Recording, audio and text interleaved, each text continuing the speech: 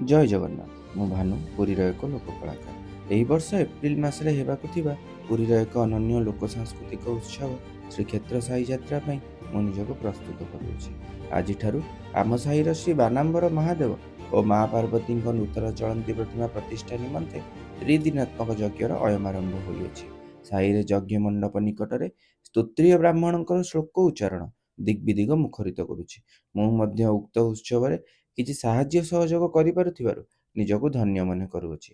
ଆସନ୍ତା 2 ଫେବୃଆରୀ ଦିନ ଯଜ୍ଞର ଶେଷ ଦିନରେ ମହାଦେବଙ୍କ ନଗର ପରିକ୍ରମାରେ ମୁଁ ଦେବସେନାପତି କାର୍ତ୍ତିକ ଚରିତ୍ରରେ ଅବତରଣ ହୋଇ ସୌଭାଗ୍ୟ ପ୍ରାପ୍ତ କରିବାକୁ ମନସ୍ଥ କରିଛି।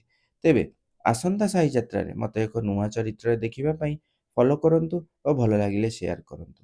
ଆସନ୍ତୁ ଆମେ ଏହି ଲୋକ ସଂସ୍କୃତିର ସାର କଥାକୁ ସମଗ୍ର ବିଶ୍ୱକୁ ଜଣାଇବାରେ ସମ୍ମିଳିତ ହେବା। ଜୟ ଜଗନ୍ନାଥ, ଜୟ ଶ୍ରୀରାମ।